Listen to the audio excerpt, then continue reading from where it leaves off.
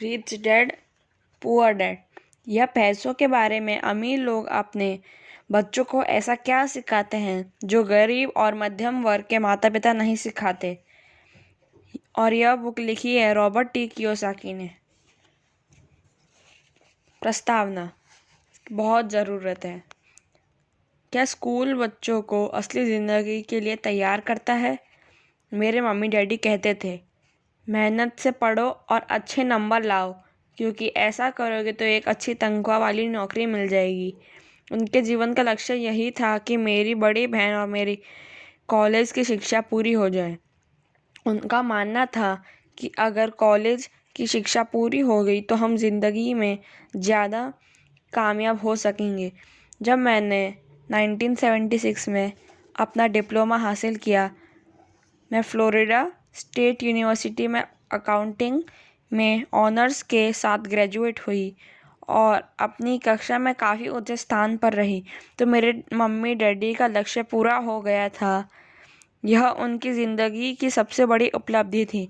Master plan के हिसाब से मुझे एक बिग 8 अकाउंटिंग फर्म में नौकरी भी मिल गई। अब मुझे उम्मीद थी एक लंबे कैरियर और कम उम्र में रिटायरमेंट की। मेरे पति माइकल भी इसी रास्ते पर चले थे। हम दोनों ही बहुत मेहनती परिवारों से आए थे जो बहुत अमीर नहीं थे। माइकल ने ऑनर्स के साथ ग्रेजुएशन किया था, एक बार नहीं बल्कि 2 बार। पहली बार इंजीनियर के रूप में और फिर लॉ स्कूल से। इन्हें जल्दी ही पेटेंट लॉ में विशेषज्ञता रखने वाली वॉशिंगटन डीसी की एक मानी हुई लॉ फर्म में नौकरी मिल गई और इस तरह उनका भविष्य भी सुनहरा लग रहा था। उनके कैरियर का नक्शा साफ था और यह बात तय थी कि वे भी जल्दी रिटायर हो सकते थे। हालांकि हम दोनों ही अपने कैरियर में सफल रहे, परंतु हम जो सोचते थे हमारे साथ ठीक वैसा ही नहीं हुआ। हमने कई बार नौकरियां बदली, हालांकि हर बार नौकरी बदलने के कारण सही थे, परंतु हमारे लिए किसी ने भी पेंशन योजना में निवेश नहीं किया। हमारे रिटायरमेंट फंड हमारे खुद के लगाए पैसों से ही बढ़ रहे हैं। हमारी शादी बहुत सफल रही और हमारे 3 बच्चे हैं। उनमें से 2 कॉलेज में हैं और तीसरा अभी हाई स्कूल में गया ही है। हमने अपने बच्चों को सबसे अच्छी शिक्षा दिलाने में बहुत सा पैसा लगाया। 1996 में एक दिन मेरा बेटा स्कूल से घर लौटा।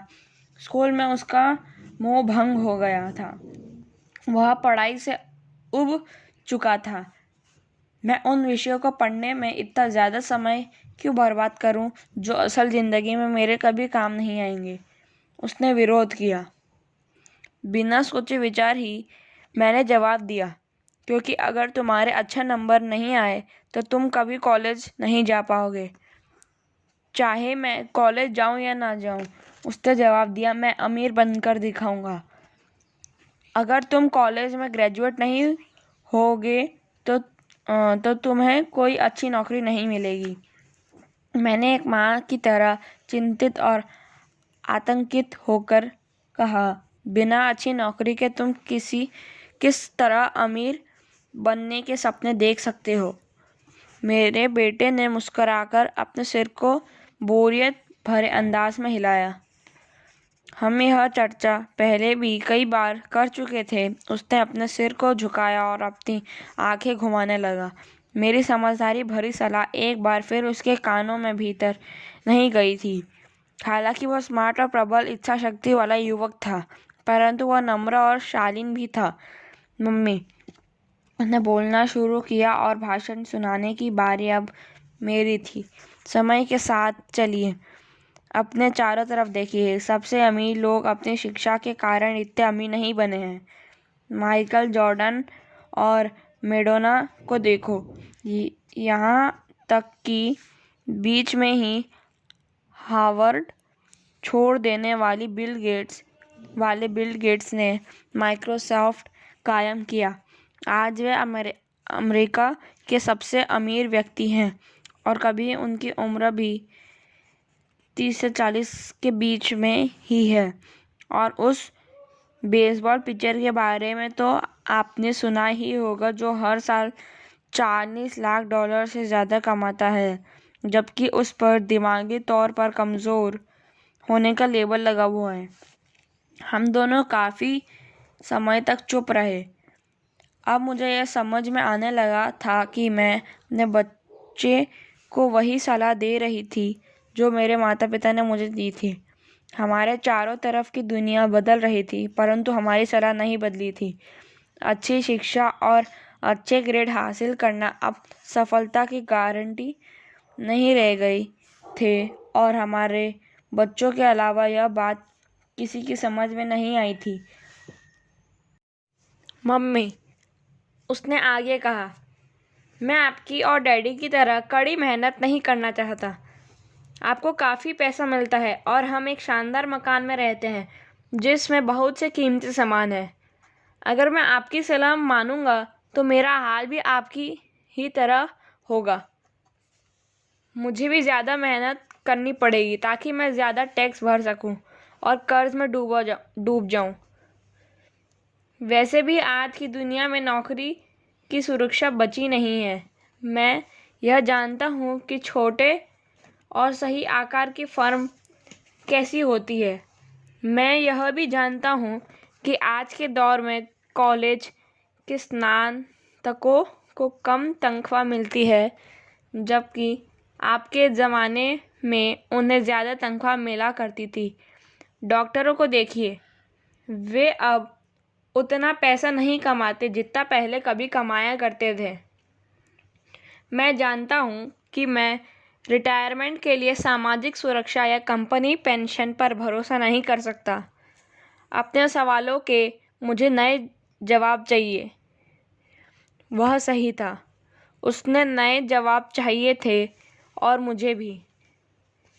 मेरे माता पिता की सलाह उन लोगों के लिए सही हो सकती थी जो 1945 के पहले पैदा हुए थे, पर यह उन लोगों के लिए विनाशकारी साबित हो सकती थी जिन्होंने तेज़ी से बदल रही दुनिया में जन्म लिया था।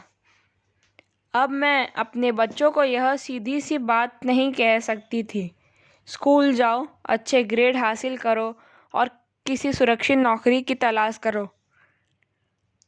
मैं जानती थी कि मुझे अपने बच्चों की शिक्षा को सही दिशा देने के लिए नई तरीका की खोज करनी होगी। एक माँ और एक अकाउंटेंट होने के नाते मैं इस बात से परेशान थी कि स्कूल में बच्चों को धन संबंधी शिक्षा या वित्तीय शिक्षा नहीं दी जाती। हाई स्कूल ख़त्म होने से पहले ही आज के युवाओं के पास अपना क्रेडिट कार्ड होता है। यह बात अलग है कि उन्होंने कभी धन संबंधी पाठ्यक्रम में भाग नहीं लिया होता है और उन्हें यह भी नहीं पता होता है कि इसे किस तरह निवेश किया जाता है। इस बात का ज्ञान तो दूर की बात है कि क्रेडिट कार्ड पर चक्रवृद्धि ब्याज की गणना किस तरह की जाती है। इसे आसान भाषा में कहे तो उन्हें धन संबंधी शिक्षा नहीं मिलती और यह ज्ञान भी नहीं होता कि पैसा किस तरह काम करता है।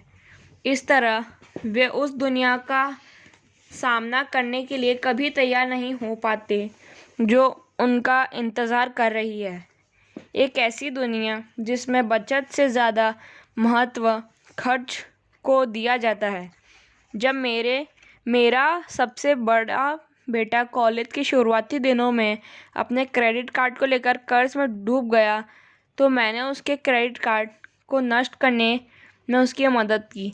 साथ ही मैं ऐसी तरकीब भी खोजने लगी जिससे मेरे बच्चों में पैसे की समझ आ सके। पिछले साल एक दिन मेरे पति ने मुझे अपने ऑफिस से फ़ोन किया। मेरे सामने एक सज्जन बैठे हैं और मुझे लगता है कि तुम उनसे मिलना चाहोगी। उन्होंने कहा। उनका नाम रॉबर्ट कियोसाकी है। वे एक व्यवसायी और निवेशक हैं तथा वे एक शैक्षणिक उत्पाद का पेटेंट करवाना चाहते हैं। मुझे लगता है कि तुम इसी चीज़ की तलाश कर रही थी। जिसकी मुझे तलाश थी। मेरे पति माइक रॉबर्ट कियोसाकी द्वारा बनाए जा रहे नए शैक्षणिक उत्पाद कैश फ्लो से इतने प्रभावित थे कि उन्होंने इसके परीक्षण में हमें बुलवा लिया। यह एक शैक्षणिक खेल था, इसलिए मैंने स्थानीय विश्वविद्यालय में पढ़ रही अपनी 19 वर्षीय बेटी से भी पूछा कि क्या वह मेरे साथ चलेगी, और वह तैयार हो गई। इस खेल में हम लगभग 15 लोग थे, जो 3 समूह में विभाजित थे। माइक सही थे। मैं इस तरह के शैक्षणिक उत्पाद की खोज कर रही थी। यह किसी रंगीन मोनोपोली बोर्ड की तरह लग रहा था, जिसके बीच में एक बड़ा सा चूहा था। परंतु मोनोपोली से यह इस तरह अलग था कि इसमें 2 रास्ते थे, एक अंदर और दूसरा बाहर। खेल का लक्ष्य था अंदर वाले रास्ते से बाहर निकलना, जिसे रॉबर्ट चूहा दौड़ कहते थे, और बाहरी रास्ते पर पहुंचना या तेज रास्ते पर जाना। रॉबर्ट के मुताबिक तेज रास्ता हमें यह बताता है कि असल ज़िंदगी में अमीर लोग किस तरह पैसे का खेल खेलते हैं। रॉबर्ट ने हमें चूहे दौड़ के बारे में बताया। अगर आप किसी भी औसत रूप से शिक्षित, कड़ी मेहनत करने वाले आदमी की ज़िंदगी को देखें, तो उसमें आपको एक सा ही सफ़र दिखेगा। बच्चा पैदा होता है, स्कूल जाता है, माता पिता खुश हो जाते हैं क्योंकि बच्चे को स्कूल में अच्छे नंबर मिलते हैं और उसका दाखिला कॉलेज में हो जाता है। बच्चा स्नातक हो जाता है और फिर योजना के अनुसार काम करता है। वह किसी आसान, सुरक्षित नौकरी या कैरियर की तलाश करता है। बच्चे को ऐसा ही काम मिल जाता है। शायद वह डॉक्टर या वकील बन जाता है, या वह सेना में भर्ती हो जाता है, या फिर सरकारी नौकरी करने लगता है। बच्चा पैसा कमाने लगता है, उसके पास थोक में क्रेडिट कार्ड आने लगते हैं, और अगर अब तक उसने खरीदारी करना शुरू नहीं किया है, तो अब जमकर खरीदारी शुरू हो जाती है। खर्च करने के लिए पैसा पास में होता है तो वह उन जगहों पर जाता है जहां उसकी उम्र के ज़्यादातर नौजवान जाते हैं। लोगों से मिलते हैं, डेटिंग करते हैं और कभी कभार शादी भी कर लेते हैं। अब ज़िंदगी में मज़ा आ जाता है, क्योंकि आजकल पुरुष और महिला दोनों नौकरी करते हैं। 2 तनख्वाह बहुत सुखद लगती हैं। पति पत्नी दोनों को लगता है कि उनकी ज़िंदगी सफल हो गई है। उन्हें अपना भविष्य सुनहरा नज़र आता है। अब वे घर, कार, टेलीविज़न खरीदने का फैसला करते हैं, छुट्टियां मनाने कहीं चले जाते हैं, और फिर उनके बच्चे हो जाते हैं। बच्चों के साथ उनके खर्चे भी बढ़ जाते हैं। खुशहाल पति पत्नी सोचते हैं कि ज़्यादा पैसा कमाने के लिए अब उन्हें ज़्यादा मेहनत करना चाहिए। उनका कैरियर अब उनके लिए पहले से ज़्यादा मायने रखता है। वे अपने काम में ज़्यादा मेहनत करने लगते हैं ताकि उन्हें प्रमोशन मिल जाए या उनकी तनख्वाह बढ़ जाए। तनख्वाह बढ़ती है, पर उसके साथ ही दूसरा बच्चा पैदा हो जाता है। अब उन्हें एक बड़े घर की ज़रूरत महसूस होती है। वे नौकरी में और भी ज़्यादा मेहनत करते हैं, बेहतर कर्मचारी बन जाते हैं और ज़्यादा मन लगाकर काम करने लगते हैं। ज़्यादा विशेषज्ञता हासिल करने के लिए वे एक बार फिर किसी स्कूल में जाते हैं ताकि वे ज़्यादा पैसा कमा सकें। हो सकता है कि वे दूसरे काम भी खोज लें। उनकी आमदनी बढ़ जाती है, परंतु उस आमदनी भर पर उन्हें इनकम टैक्स भी चुकाना पड़ता है। यही नहीं, उन्होंने जो बड़ा घर खरीदा है उस पर भी टैक्स देना होता है। इसके अलावा उन्हें सामाजिक सुरक्षा का टैक्स तो चुकाना ही है। इसी तरह बहुत से टैक्स चुकाते चुकाते उनकी तनख्वाह चूक जाती है। वे अपनी बढ़ी हुई तनख्वाह लेकर घर आते हैं और हैरान होते हैं कि इतना सारा पैसा आखिर कहाँ चला जाता है।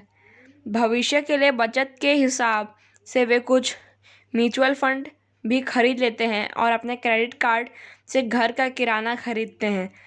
उनके बच्चों की उम्र अब 5 या 6 साल की हो जाती है। यह चिंता भी उन्हें सताने लगती है कि बच्चों के कॉलेज की शिक्षा के लिए भी बचत ज़रूरी है। इसके साथ ही उन्हें अपने रिटायरमेंट के लिए पैसा बचाने की चिंता भी सताने लगती है। 35 साल पहले पैदा हुए यह खुशहाल दंपति अब अपनी नौकरी के बाकी दिन चूहा दौड़ में फंसकर बिताते हैं। वे अपनी कंपनी के मालिकों के लिए काम करते हैं, सरकार को टैक्स चुकाने के लिए काम करते हैं और बैंक में अपनी गिरवी संपत्ति तथा क्रेडिट कार्ड के कर्ज को चुकाने के लिए काम करते हैं। फिर वे अपने बच्चों को यह सलाह देते हैं कि उन्हें मन लगाकर पढ़ना चाहिए, अच्छे नंबर लाने चाहिए और किसी सुरक्षित नौकरी की तलाश करना चाहिए। वे पैसे के बारे में कुछ भी नहीं सीखते और इसलिए वे ज़िंदगी भर कड़ी मेहनत करते रहते हैं। यह प्रक्रिया पीढ़ी दर पीढ़ी चलती रहती है। इसे चूहा दौड़ कहते हैं। चूहा दौड़ से निकलने का एक ही तरीका है और वह यह कि आप अकाउंट्स और इन्वेस्टमेंट्स दोनों क्षेत्रों में निपुण हो जाएं। दिक्कत यह है कि इन दिनों ही विषय को बोरिंग और कठिन माना जाता है। मैं खुद एक CPA हूँ और मैंने बिग 8 अकाउंटिंग फर्म के लिए काम किया है। मुझे यह देखकर ताज्जुब हुआ कि रॉबर्ट ने इन दोनों बोरिंग और कठिन विषयों को सीखना कितना रोचक, सरल और रोमांचक बना दिया था। सीखने की प्रक्रिया इतनी अच्छी तरह छुपा ली गई थी कि जब हम चूहा दौड़ से बाहर निकलने के लिए जी जान लगा रहे थे तो हमें यह ध्यान ही नहीं रहा कि हम कुछ सीख रहे थे। शुरू में तो हम एक नए शैक्षणिक खेल का परीक्षण कर रहे थे, परंतु जल्दी ही इस खेल में मुझे और मेरी बेटी को मज़ा आने लगा। खेल के दौरान हम दोनों ऐसे विषयों पर बात कर रहे थे जिनके बारे में हमने पहले कभी बातें नहीं की थी। एक लेखापाल होने के कारण इनकम स्टेटमेंट और बैलेंस शीट से जुड़ा खेल खेलने में मुझे कोई परेशानी नहीं हुई। मैंने खेल के नियम और इसकी बारीकियां समझाने में अपनी बेटी और दूसरे लोगों की मदद भी की। उस रोज़ मैं चूहा दौड़ से सबसे पहले बाहर निकली और केवल मैं ही बाहर निकल पाई। बाहर निकलने में मुझे 50 मिनट का समय लगा। हालांकि खेल लगभग 3 घंटे तक चला। मेरी टेबल पर एक बैंकर बैठा था। इसके अलावा एक व्यवसायी था और एक कंप्यूटर प्रोग्रामर भी था। मुझे यह देखकर बहुत हैरत हुई कि इन लोगों को अकाउंटिंग या इन्वेस्टमेंट के बारे में कितनी कम जानकारी है, जबकि यह विषय उनकी ज़िंदगी में कितनी ज़्यादा अहमियत रखते हैं। मेरे मन में यह सवाल भी उठ रहा था कि वे असल ज़िंदगी में अपने पैसे धेले के कारोबार को कैसे संभालते होंगे। मैं यह समझ सकती थी कि मेरी 19 साल की बेटी क्यों नहीं समझ सकती, पर यह लोग तो उसमें दुगनी उम्र के थे और उन्हें यह बात समझ में आनी चाहिए थी। चूहा दौड़ से बाहर निकलने के बाद मैं 2 घंटे तक अपनी बेटी और इन शिक्षित अमीर व्यवसायियों को पासा फेंकते और अपना बाजार फैलाते देखती रही। हालांकि मैं खुश थी कि वे लोग कुछ नया सीख रहे थे, लेकिन मैं इस बात से बहुत परेशान और विचलित भी थी कि व्यवसायिक लोग सामान्य अकाउंटिंग और इन्वेस्टमेंट के मूलभूत बिंदुओं के बारे में कितना कम जानते थे। उन्हें अपने इनकम स्टेटमेंट और अपनी बैलेंस शीट के आपसी संबंध को समझने में ही बहुत समय लगा। अपनी संपत्ति खरीदते और बेचते समय उन्हें ध्यान ही नहीं रहा कि हर सौदे से उनके महीने की आमदनी पर असर पड़ रहा है। मैंने सोचा, असल ज़िंदगी में ऐसे करोड़ों लोग होंगे जो पैसे के लिए सिर्फ इसलिए परेशान हो रहे हैं क्योंकि उन्होंने यह दोनों विषय कभी नहीं पढ़े। मैंने मन में सोचा, भगवान का शुक्र है कि हमें मज़ा आ रहा है और हमारा लक्ष्य खेल में जीतना है। जब खेल खत्म हो गया तो रॉबर्ट ने हमें 15 मिनट तक कैश फ्लो पर चर्चा करने और इसकी समीक्षा करने के लिए कहा। मेरी टेबल पर बैठा व्यवसायी खुश नहीं था। उसे खेल पसंद नहीं आया था। मुझे यह सब जानने की कोई ज़रूरत नहीं है, उसने जोर से कहा। मेरे पास इन सब के लिए अकाउंटेंट, बैंकर और वकील है जिन्हें यह सब मालूम है। रॉबर्ट का जवाब था कि आपने गौर किया है कि ऐसे बहुत से अकाउंटेंट हैं जो अमीर नहीं हैं, और यही हाल बैंकर, वकील, स्टॉक ब्रोकर और रियल एस्टेट ब्रोकर का भी है। वे बहुत कुछ जानते हैं और प्रायः वे लोग स्मार्ट होते हैं, परंतु उनमें उनमें से ज़्यादातर अमीर नहीं होते, क्योंकि हमारे स्कूल हमें वह सब नहीं सिखाते जो अमीर लोग जानते हैं। इसलिए हम इन लोगों से सलाह लेते हैं। परंतु एक दिन जब आप किसी हाईवे पर कार से जाते हैं, आप ट्रैफिक जाम में फंस जाते हैं। आप बाहर निकलने के लिए छटपटाते हैं। जब आप अपनी नई दाई तरफ देखते हैं तो वहां आप देखते हैं कि आपका अकाउंटेंट भी उसी ट्रैफिक जाम में फंसा हुआ है। फिर आप अपनी बाईं तरफ देखते हैं तो आपको वहां अपना बैंकर भी उसी हाल में नजर आता है। इससे आपको हालत का अंदाज़ा हो जाएगा। कंप्यूटर प्रोग्रामर भी इस खेल से प्रभावित नहीं हुआ था। यह सीखने के लिए मैं सॉफ्टवेयर खरीद सकता हूँ। बैंकर ज़रूर प्रभावित हुआ था। मैंने स्कूल में अकाउंटिंग सीखा था, परंतु मैं अब तक यह नहीं समझ पाया था कि इसे असल ज़िंदगी में किस तरह काम में लिया जाए। अब मैं समझ गया हूँ, मुझे चूहा दौड़ से बाहर निकलने के लिए खुद को तैयार करने की ज़रूरत है। परंतु मेरे पुत्र के विचारों से मैं सबसे ज़्यादा रोमांचित हुई। उसने कहा, मुझे सीखने में बड़ा मज़ा आया। मैंने इस बारे में बहुत कुछ सीखा कि पैसा असली ज़िंदगी में किस तरह काम करता है और इसका निवेश किस तरह करना चाहिए। फिर उसने आगे कहा, अब मैं जानती हूँ कि मैं अपने काम करने के लिए किस तरह का व्यवसाय चुनूँ, और यह व्यवसाय चुनने का कारण नौकरी की सुरक्षा, उससे मिलने वाले फ़ायदे या तनख्वाह नहीं होंगे। अगर मैं इस खेल में सिखाई जाने वाली बातें सीख जाती हूँ तो मैं कुछ भी करने के लिए आज़ाद हूँ, और वह सीखने के लिए आज़ाद हूँ जो मैं दिल से सीखना चाहती हूँ। अभी तक मुझे उस चीज़ को सीखना पड़ता था जिसमें मुझे नौकरी पाने में मदद मिली। अगर मैं यह खेल सीख जाती हूँ तो मुझे नौकरी की सुरक्षा और सामाजिक सुरक्षा की ज़्यादा चिंता नहीं होगी, जैसा कि मेरी बहुत सी सहेलियों को होती हैं। खेल ख़त्म होने के बाद मुझे रॉबर्ट से बात करने के लिए ज़्यादा समय नहीं मिला। हमने उनकी योजना पर आगे बातें करने के लिए बाद में मिलने का फैसला किया। इतना तो मैं जानती थी कि इस खेल के बहाने रॉबर्ट यह चाहते थे कि लोगों में पैसे की बेहतर समझ विकसित हो जाए। यही कारण था कि मैं उनके योजनाओं के बारे में ज़्यादा जानने के लिए उत्सुक थी।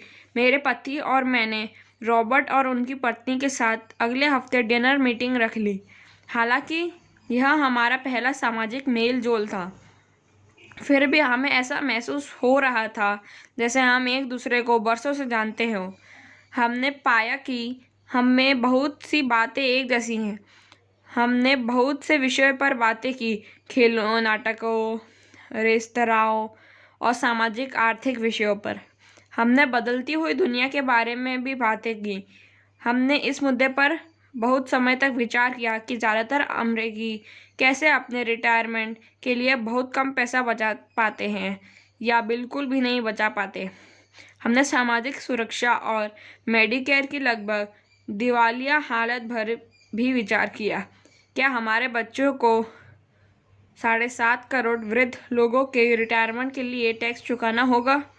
हम हैरान थे कि लोग पेंशन योजना के भरोसे बैठकर कितना बड़ा खतरा मोल ले रहे हैं। रॉबर्ट की सबसे बड़ी चिंता यह थी कि अमीरों और गरीबों के बीच फासला लगातार बढ़ता जा रहा है। ऐसा न सिर्फ अमेरिका में हो रहा है बल्कि पूरी दुनिया में हो रहा है। रॉबर्ट शिक्षित और स्वनिर्मित व्यवसायी थे। वे दुनिया भर में निवेश कर चुके थे और 47 वर्ष की उम्र में रिटायर होने में सफल हो गए थे। वे काम इसलिए कर रहे थे क्योंकि उन्हें भी वही चिंता थी जो मुझे अपने बच्चों को लेकर सता रही थी। वे जानते हैं कि दुनिया बदल चुकी है, परंतु इसके बावजूद शिक्षा पद्धतियाँ बिल्कुल भी नहीं बदलती थी। रॉबर्ट के अनुसार बच्चे सालों तक दक्षिणासी शिक्षा पद्धति में अपना समय गुजारते हैं और ऐसे विषय पढ़ते हैं जो उनके जीवन में कभी भी कहीं भी काम नहीं आने वाले हैं, और वे ऐसी दुनिया के लिए तैयारी करते हैं जिसका अब नामो निशान भी नहीं बचा है। आज आप किसी भी बच्चे को जो सबसे खतरनाक सलाह दे सकते हैं वह यह है, स्कूल जाओ, अच्छे नंबर लाओ और कोई सुरक्षित नौकरी ढूंढो। उन्होंने कहा, यह पुरानी सलाह है और यह खराब सलाह है। अगर आप यह देख सकते हैं कि एशिया, यूरोप, दक्षिण अमेरिका में क्या हो रहा है, तो आप भी उतनी ही चिंतित होंगे जितना कि मैं।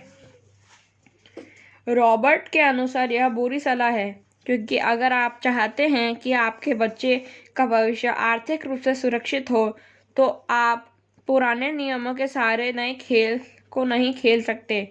यह बहुत खतरनाक होगा। मैंने उनसे पूछा कि पुराने नियमों से उनका क्या मतलब है। मेरी तरह के लोग अलग तरह के नियमों से खेलते हैं और आपकी तरह के लोग पुराने नियमों के लीक पर ही चलते रहते हैं। उन्होंने कहा, क्या होता है जब कोई कॉरपोरेशन स्टाफ कम करने की घोषणा करता है? लोगों को नौकरी से निकाल दिया जाता है, परिवार तबाह हो जाते हैं, बेरोजगारी बढ़ जाती है। हाँ, परंतु कंपनी पर इसका क्या असर पड़ता है, खासकर जब वह कंपनी स्टॉक एक्सचेंज में दर्ज हो। जब स्टाफ कम करने की घोषणा होती है तो स्टॉक की कीमत बढ़ जाती है। मैंने कहा, जब कंपनी तनख्वाह का खर्च कम करती है तो बाजार इस बात को पसंद करता है, ऐसा चाहे स्टाफ कम करके किया जाए या फिर कंप्यूटर के माध्यम से किया जाए। उन्होंने कहा, आप ठीक कह रही हैं। और जब स्टाफ की कीमतें बढ़ती हैं तो मेरी तरह के लोगों, यानी जिनके पास उस कंपनी के शेयर होते हैं, वे ज़्यादा अमीर हो जाते हैं। अलग तरह के नियमों से मेरा यही आशय था। कर्मचारी हारते हैं, मालिक और निवेशक जीतते हैं। रॉबर्ट कर्मचारी और मालिक के बीच के फर्क को समझा रहे थे। यह फर्क था अपनी किस्मत पर खुद अपना नियंत्रण होना या फिर अपनी किस्मत पर किसी दूसरे का नियंत्रण होना। परंतु ज़्यादातर लोग यह नहीं समझ पाते हैं कि ऐसा क्यों होता है। मैंने कहा, उन्हें लगता है कि यह ठीक नहीं है। उनका जवाब था, इसलिए तो बच्चों से यह कहना मूर्खता है, अच्छी शिक्षा प्राप्त करो। यह सोचना मूर्खता है कि स्कूलों में दी जा रही शिक्षा से बच्चे उस दुनिया का सामना करने के लिए तैयार हो जाएंगे जिसमें वह कॉलेज के बाद पहुंचने वाले हैं। हर बच्चे को ज़्यादा शिक्षा की ज़रूरत है, एक अलग तरह की शिक्षा की, और उन्हें नए नियमों को जानने की भी ज़रूरत है, अलग तरह के नियमों को जानने की। धन के कुछ नियम होते हैं जिनसे अमीर लोग खेलते हैं और धन के कुछ और नियम होते हैं जिनसे बाकी 95% लोग खेलते हैं, और ये 95% लोग उन नियमों को अपने घर और स्कूल में सीखते हैं। इसलिए आजकल किसी बच्चे से यह कहना खतरनाक है, मन लगाकर पढ़ो और अच्छी नौकरी खोजो। आज बच्चों को अलग तरह की शिक्षा की ज़रूरत है, और आज की शिक्षा नीति उन्हें कुछ मूलभूत बातें नहीं सिखा पा रही हैं। इस बात से कोई फर्क नहीं पड़ता कि क्लासरूम में कितना कंप्यूटर रखे हैं या स्कूल कितना पैसा खर्च कर रहे हैं। जब शिक्षा नीति में वह विषय ही नहीं है तो उसे किस तरह पढ़ाया जा सकता है। अब सवाल यह उठता है, किस तरह माता पिता अपने बच्चों को वह सिखा सकते हैं जो वे स्कूल में नहीं सीख पाते। आप अपने बच्चों को अकाउंटिंग किस तरह सिखाते हैं? क्या इससे वे बोर नहीं हो जाते? और आप उन्हें किस तरह निवेश करना सिखाएंगे जब एक पालक के रूप में आप खुद निवेश के खतरे से डरते हैं? अपने बच्चों को सुरक्षित जीवन के लिए तैयार करने के बजाय मैंने यह बेहतर समझा कि उन्हें रोमांचक जीवन के लिए तैयार किया जाए। तो आप किस तरह किसी बच्चे को धन और उन सब चीज़ों के बारे में सिखा सकते हैं जिन पर हमने अभी विचार किया है? मैंने रॉबर्ट से पूछा। हम किस तरह इसे माता पिता के लिए आसान बना सकते हैं, खासकर तब जब उन्हें खुद ही इसकी समझ ना हो? उन्होंने कहा, मैंने इस विषय पर एक पुस्तक लिखी है। वह पुस्तक कहाँ है? मेरे कंप्यूटर में। यह बरसों से वही बिखरी पड़ी है। मैं कभी कभार उसमें कुछ बातें जोड़ देता हूँ, परंतु मैं आज तक कभी इकट्ठा नहीं कर पाया। मैंने इस पुस्तक को तब लिखना शुरू किया था जब मेरी पहली किताब बेस्ट सेलर हो गई थी, परंतु मैं अभी तक अपनी नई किताब को पूरा नहीं कर पाया हूँ।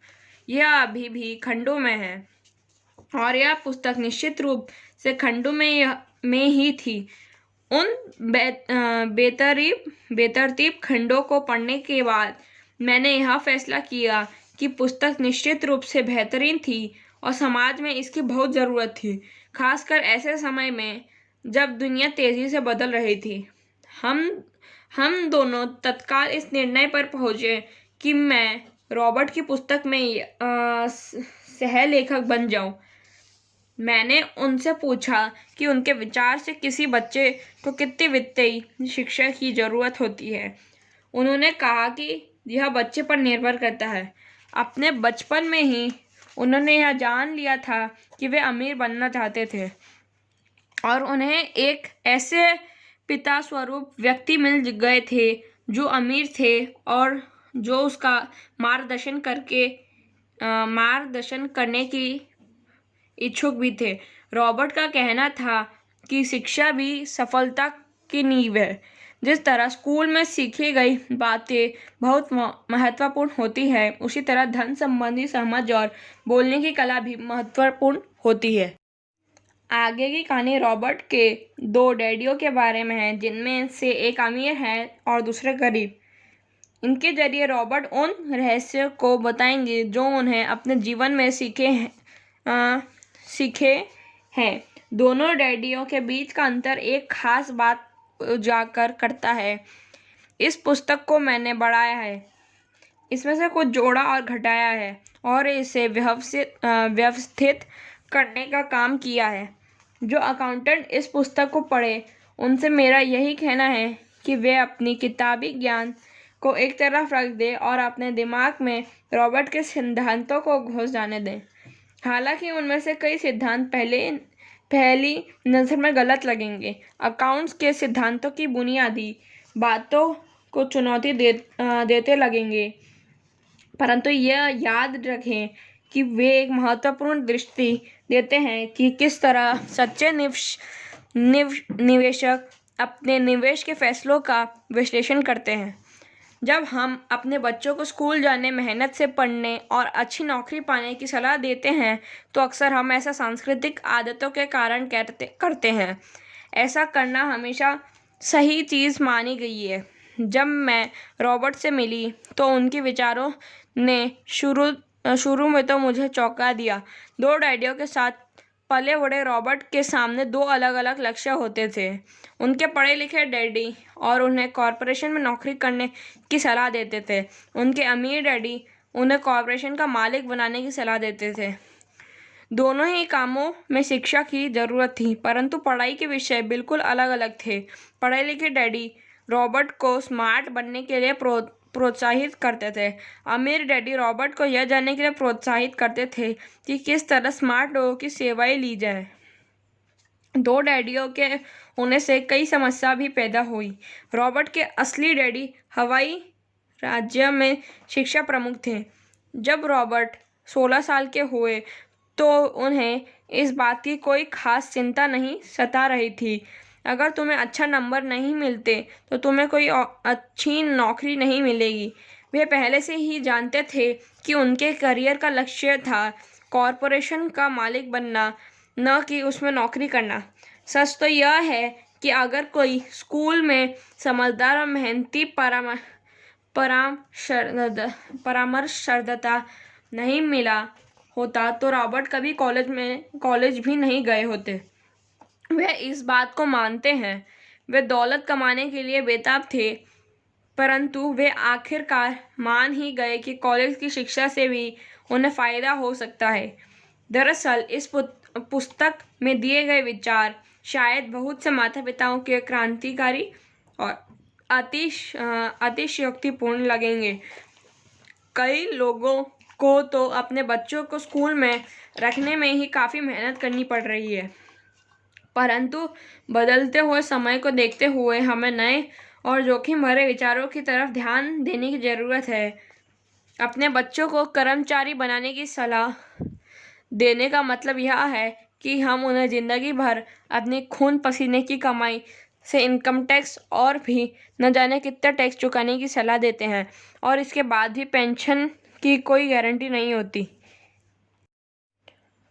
और यह सच है कि आज के ज़माने में टैक्स किसी व्यक्ति का सबसे बड़ा खर्च है।